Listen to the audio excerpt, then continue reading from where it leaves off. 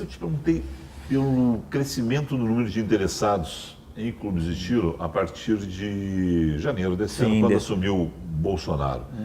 Menores de idade, como é que vai funcionar isso para menores de idade, que é uma preocupação? Pais traziam antigamente filhos para assistir aula, para fazer aula, qual era a legislação, o que acontece agora?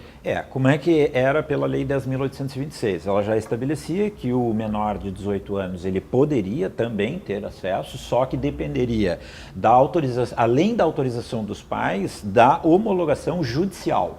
Tá? Então, existem pessoas que têm inclusive o CR pela Lei 10.826, Estatuto do Desarmamento, previsto na legislação anterior, não no decreto. O que o decreto faz? O decreto ele estabelece que a autorização dos pais ela é suficiente, que não precisa homologação judicial. Esta é a diferença. Agora, como é que os talentos começam no esporte? Não começam com 18 anos. 18 anos é tarde para isso, tá? Para se iniciar alguém numa competição esportiva. Então, tem que se iniciar mais cedo, mediante critérios. Instrutor, acompanhamento, a aquiescência dos pais, né? Então isso o próprio decreto aprova. Então não é uma irresponsabilidade dizer assim, vamos botar as gurizadas lá de 15 anos a atirar sem controle. Não, existe sim um Quem é contra? Tem vários exemplos para dar de pessoas que morreram em acidentes manuseando armas ou mesmo o uso indevido de armas. E aí, claro que a gente remete tanto para o que está acontecendo muitas vezes no Brasil, com crianças manuseando, invadindo escolas, mas principalmente porque são maiores e em maior quantidade, a questão dos Estados Unidos. Sim. Você vê esse risco dessas armas, mesmo com o curso, mesmo com o psicotécnico, mesmo com tudo isso, cair na mão de pessoas legalmente e essas pessoas cometerem esse tipo de crime, esse tipo de desatino, essas tragédias?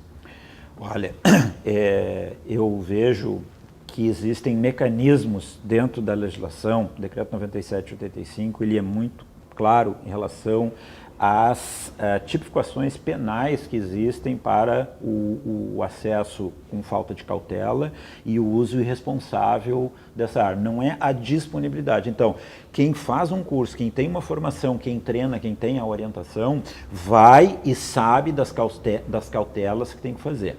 O que se alega muitas vezes, Felipe, é que o acesso facilitado a essas armas poderia facilitar a uma pessoa com problema de bipolaridade na família, a uma pessoa que quisesse tentar o suicídio, então a arma está mais acessível, ela está mais disponível e a pessoa... A questão de uma violência doméstica, há uma briga dentro do lar, então as pessoas, olha, então agora eu vou exacerbar, pegar a arma e usar e fazer o uso, porque a arma pode estar disponível naquele ambiente e por isso se criar uma situação de favorecimento. Um relato que você dá aqui, que é a questão do feminicídio, por exemplo, que é crescente o número, as pessoas dizem, bom, vai aumentar o número de feminicídios.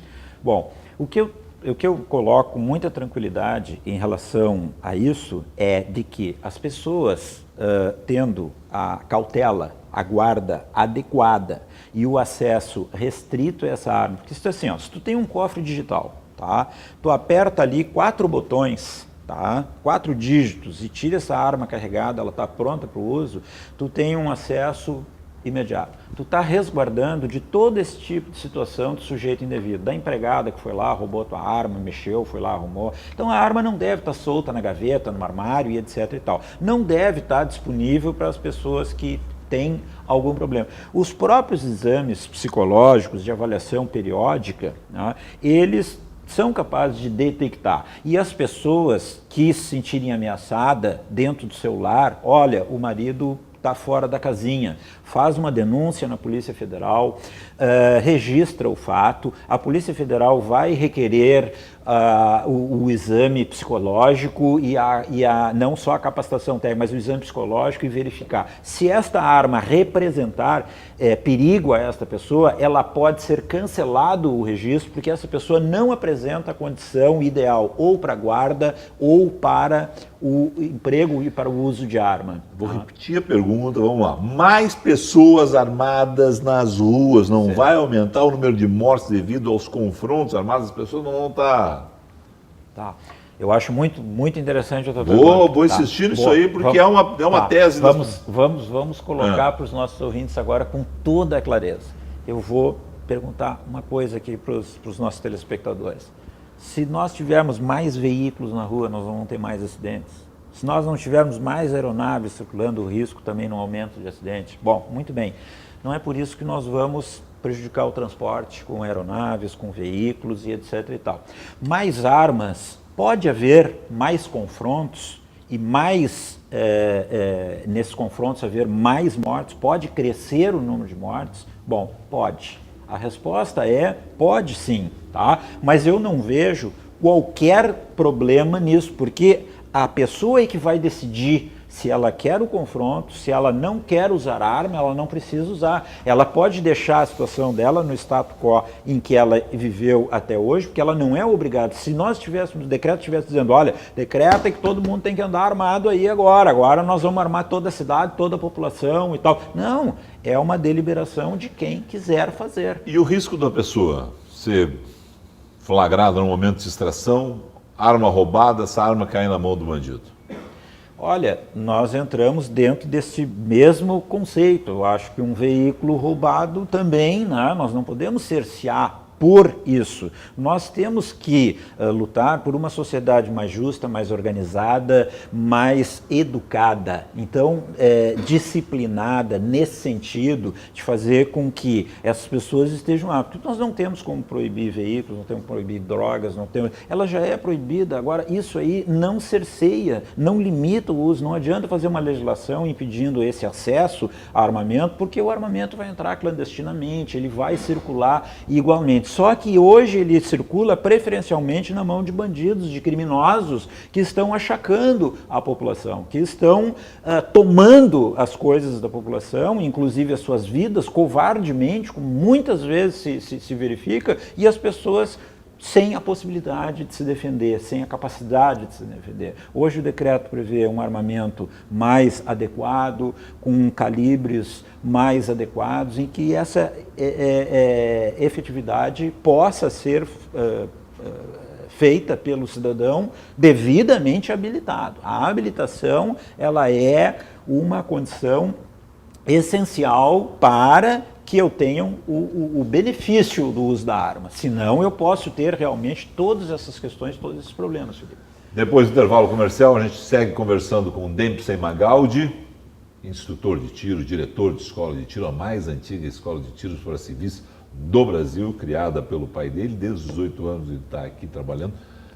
Quantos alunos vocês já formaram aqui? 41 mil alunos. 41 mil alunos? Não são todos no Rio Grande do Sul, porque a Magaldi, nos anos 80, ela começou a fazer uma incursão. Nós viajamos por 22 capitais, credenciando instrutores, formando instrutores e dando curso. Mas durante 2, 3 anos nós ficamos dando cursos de tiro e formando. Então nós formamos aí, 10% disso aí é formado fora do Rio Grande do Sul, mas 90% dos 41 mil alunos por ano, dá para pensar. 1000 alunos é a média.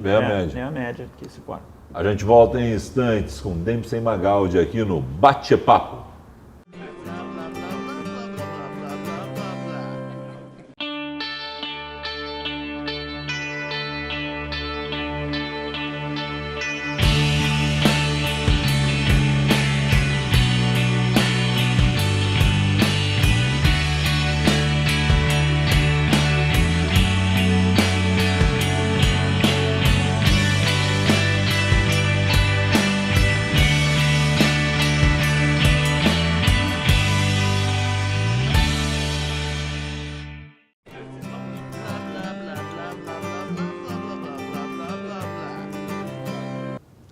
Bate-Papo de hoje está na Escola de Tiro Magaldi, aqui em Porto Alegre, conversando com Dempsey Magaldi. Se eventualmente você ouve aquele... né, é porque estão treinando tiro lá embaixo, é esse barulho aí mesmo, tá? Inclusive depois a gente vai lá, eu não vou aprender, mas eu quero ver como é que funciona na prática uma escola de tiro. Dempsey, me diz o seguinte, porte para caminhoneiro armado resolve. Os criminosos andam em bando normalmente, são quadrilhas que assaltam esses caminhoneiros. Esse é o tipo de questão polêmica? Olha, tudo parte, Felipe, de uma instrução, de uma orientação, que é aquilo que eu refiro que são as orientações que a gente dá em curso, dá em sala de aula. Tá? Esse tipo de crime organizado não se combate, não se repele com o porte de arma do cidadão. Nós não vamos conseguir dar uma resposta e um enfrentamento com o porte de arma ao crime, por exemplo, organizado, onde uma quadrilha vai abordar e vai saquear a carga de um caminhão. O porte de arma não é para isso, é para ele proteger a vida dele, né? Em vez de ele andar lá o caminhoneiro com um porrete, certo? Ou uma faca, um facão, como eles usam habitualmente, tem isso na boleia do caminhão, tá? Eles têm uma arma para impedir ou deter, né, suspeitos que estão tentando abordar o caminhão. Então o caminhoneiro pode ser abordado numa parada, num restaurante, num posto de combustível e tal. E esta abordagem, sabendo que o caminhoneiro pode estar apto com o porte habilitado a se defender, ele pode repelir estes suspeitos, os detendo numa troca de pneu, numa parada obrigatória ou numa parada de descanso, sabendo que ele tem um recurso próprio para se defender. Mas não é para a questão de roubo de carga, porque o enfrentamento é desigual. Nós sempre partimos desse pressuposto de que não se enfrenta o menos com o mais. Se tu tem uma quadrilha com fuzis, com pessoas articuladas, não adianta. Mesmo que tu esteja armado, tu deve ceder a essa situação, porque ela não é própria. A gente falou disso no primeiro bloco, mas só rapidinho assim. Briga de trânsito. Cada vez mais tem briga de trânsito. Né? O sujeito é esquentadinho. Tá, o sujeito veio, fez o curso, passou no psicotécnico, mas é aquele dia assim que subiu, ferveu o sangue. Esse tipo de coisa não vai aumentar, esse tipo de pessoa sacata ali com a arma no carro, não vai dar crime no trânsito de outra forma, tiroteio, risco para terceiros nesse caso. Claro. Por isso que, mais uma vez, eu reforço essa questão, Felipe, que é de suma importância. Os critérios seletivos que a própria legislação prevê, né, são capazes de avaliar, e existe uma avaliação e um critério psicológico para porte de arma e para registro de arma. Muitas vezes o psicólogo bota apto para compra de arma e registro, inapto para porte. Por quê? Porque o psicólogo detecta graus de impulsividade. Aí é um sujeito que ele pode simplesmente vir fazer curso de tiro, vir para o estande. Ele pode ter uma arma no domicílio. Ele pode ter o prazer dele. Sim. Pode ser um esportista. Pode ser um esportista. Pode. Mas nesse caso ele não vai ter o direito de portar a arma na rua. Se o exame detectar este grau de impulsividade, que é requisito, para ele ser examinado, para ele ser aprovado, então existe o requisito técnico, o requisito do histórico do indivíduo, dele ser idôneo, todos aqueles requisitos, os comprovantes, todos que ele tem que apresentar, os documentos, não estar respondendo a inquérito, nada. Então ele tem que ser uma pessoa realmente idônea. E existe sempre que houver um mau comportamento, uma má conduta, isso é importante que se diga, porque as pessoas, mas daqui a pouco estou sendo ameaçado lá pelo vizinho, pelo outro, e tal, o cara está sendo prepotente, está usando, tá mostrando que está armado, que ele tem porte, agora ele está aparecendo lá com a arma dele. A legislação prevê que o porte ele tem que ser velado, que a conduta dele, que ele não pode beber, que ele não pode usar droga, alucinógenos, e ele pode perder o porte por isso. E se ele tiver uma conduta inadequada, ele pode ser denunciado, ele pode ser investigado e pode ser cassado o porte de arma dele. Então, não se espera que a população simplesmente vá se armar assim de uma forma irresponsável, de uma forma inconsequente. Não. O que se espera, e por essa impossibilidade, os exames podem detectar essas questões aí também. Já que tu usou o termo inconsequente, o presidente não foi inconsequente, Bolsonaro não extrapolou das funções dele, são 20 novas categorias com direito a porte de armas, o decreto presidencial não, 9785/19, nos torna inconstitucional, uma vez que o Estatuto de Desarmamento restringe esse direito? Olha, a Polícia Federal, o presidente poderia, se quisesse, em vez de fazer um decreto, poderia baixar uma instrução normativa para a Polícia Federal dizendo que entende-se, de acordo com a Lei 10.826, ou seja, sem mexer na legislação, entende-se que tais categorias e tais situações, como a instrução normativa número 23 da Polícia Federal, ela já criou diversas situações. Então, por exemplo, gerente de banco que tem a chave do cofre,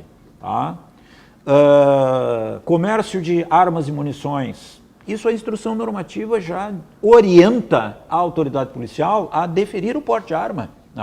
Bom, se o presidente ou se através da Polícia Federal baixasse uma instrução normativa, ele poderia incluir diversas categorias, diversas situações em que o entendimento da autoridade deve prevalecer no sentido de que haja o risco daquela atividade e a concessão do porte de arma. Então, por isso que eu acho que, assim, não extrapola na medida em que o porte de arma, ele está previsto na Lei 10.826.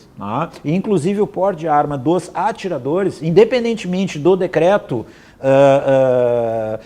da eficácia do decreto, antes ou depois, os atiradores, que são os CACs, eles tinham e vão continuar tendo o direito ao porte de arma, porte de trânsito, guia de transporte para acesso aos clubes e a prática de tiro. Então, nós vemos assim que não há uma extrapolação, mas é o ponto, Felipe, que há uma discussão. Eu concordo que o meu ponto de vista não precisa ser o único. Existem outros pontos de vista que acham que a legislação é restritiva e que ele ampliou consideravelmente esse direito. E é a única questão que eu acho que pode ser reavaliada ou rediscutida, porque existem projetos de lei no Congresso Nacional tratando da mesma matéria. Então, o que existe é às vezes, uma disputa de beleza nesse sentido, de dizer assim, bom, quem é que vai ser o pai da criança, quem é que vai dar esta concessão? É o Congresso, através de lei ordinária, ou é o presidente da República? E o presidente da República agora foi lá e muitas matérias que estavam em votação,